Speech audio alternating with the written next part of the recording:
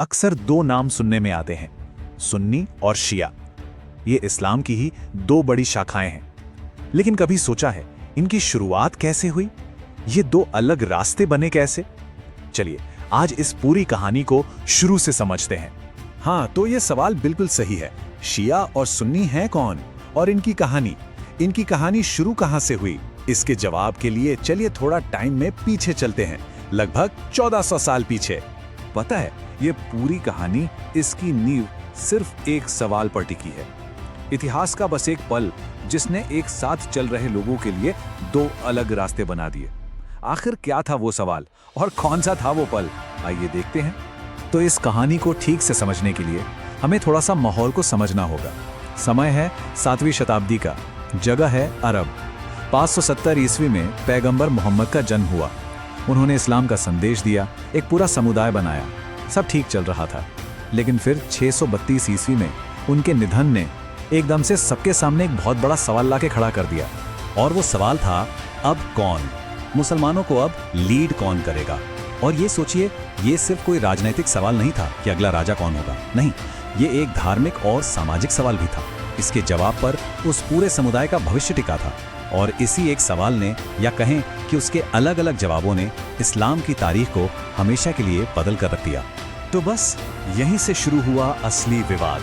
पैगंबर के बाद उनका उत्तराधिकारी यानी कि खलीफा कौन बनेगा? मतलब वो इंसान जो समुदाय का राजनीतिक लीडर भी हो और आध्यात्मिक गाइड भी। इस एक पद के लिए समुदाय के अंदर से ही दो बिल्कुल अलग और दोनों ही बहुत मजबूत विचार सामने आए। तो यह रास्ता दो हिस्सों में बंट गया। एक समूह का नजरिया यह था कि समुदाय को मिलकर अपना नेता चुनना चाहिए, और इस समूह ने अबू बकर का समर्थन किया, जो पैगंबर के बहुत ही करीबी साथी और ससुर थे। लेकिन एक दूसरा समूह था जिसका मानना था कि नेतृत्व पैगंबर के परिवार में ही रहना चाहिए, और उन्होंने समर्थन किया अली इब्न अबी तालिब का, जो पैगंबर के चचेरे भाई भी थे और दामाद भी। तो बस इन्हीं दो अलग अलग नजरियों से दो समूहों की पहचान बनी। वो लोग जिन्होंने कहा कि समुदाय नेता चुनेगा और अबू बकर को अपना पहला खलीफा माना, वो कहलाए सुन्नी। और वो लोग जिनका विश्वास था कि नेतृत्व पैगंबर के परिवार का ही हक है और अली इसके पहले हकदार हैं, वो कहलाए शिया। शिया असल में शियान ए अली का छोटा रूप है, जिसका मतलब होता है अली के अनुयायी। अब देखिए, नेतृत्व को लेकर ये जो मतभेद था ना, ये सिर्फ शुरुआत थी। वक्त के साथ ही और गहरा होता गया, और फिर एक ऐसी घटना हुई जिसने इस विभाजन को एक बहुत ही भावनात्मक मोड़ दे दिया। वो घटना थी करबला की।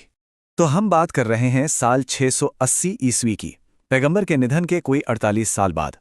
जगह थी करबला का मैदान, जो आज के इराक में है। यहाँ एक ऐसी त्रासदी हुई, एक ऐसी दुखद घटना घटी जो शिया इस्लाम के इतिहास का, उनकी पहचान का एक अहम हिस्सा बन गई। हुआ ये कि अली के बेटे और पैगंबर के नाती हुसैन इब्ने अली ने उस वक्त की सत्ता के अन्याय के खिलाफ आवाज उठाई, पर उन्हें और उनके कुछ साथियों और परिवार वालों को बड़ी बेरहमी से शहीद कर दिया गया। ये जो कुर्बानी थी, ये घटना शिया समुदाय के लिए एक बहुत ही गहरी भावनात्मक और आध्यात्मिक अहमियत रखती है। और बस यही वजह है कि मुहर्रम के महीने में इसी शहादत को याद करके शोक मनाया जाता है। तो ये तो थी इतिहास की बात। चलिए अब थोड़ा आगे बढ़कर आज की दुनिया में आते हैं। देखते हैं कि आज के समय में सुन्नी और शिया मुसलमान दुनिया में कहां-कहां हैं और उनकी आबादी कितनी है। अगर हम पूरी दुनिया की मुस्लिम आबादी को देखें ना, तो उसमें से एक बहुत बड़ा हिस्सा, करीब 85 से 90% सुन्नी हैं और बाकी के 10 से 15% शिया हैं। तो साफ है कि सुन्नी मुसलमानों की तादाद काफी ज्यादा है। और अगर देशों के हिसाब से देखें तो ईरान और इराक जैसे देश शिया बहुल हैं, वहीं दूसरी तरफ सऊदी अरब, तुर्की, इंडोनेशिया जैसे बड़े बड़े देशों में सुन्नी बहुमत में है। लेकिन यहाँ एक बहुत जरूरी बात यह है कि भारत जैसे कई देशों में दोनों समुदाय सदियों से बिल्कुल अमन के साथ एक दूसरे के साथ रहते आ रहे हैं। ठीक है, तो हमने इतिहास देख लिया, भूगोल देख लिया।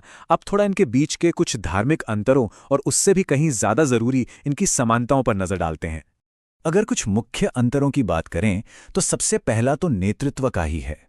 सुन्नी लोग चुने हुए खलीफा की परंपरा को मानते हैं, जबकि शिया लोग पैगंबर के परिवार से आए इमामों को अपना आध्यात्मिक नेता मानते हैं।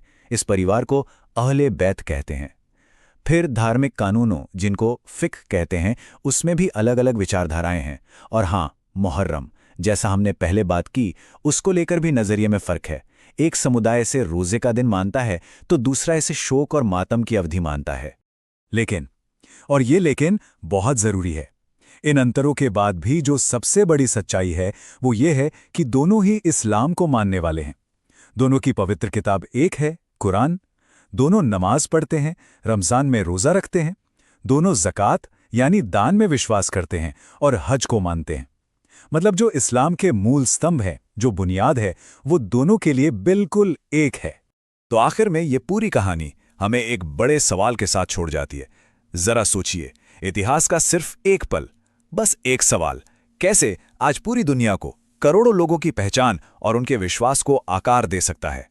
ये दिखाता है कि इतिहास सिर्फ गुजरी हुई बातें नहीं हैं, बल्कि एक जिंदा ताकत है जो आज भी हमारे साथ है, हमें प्रभावित करती है।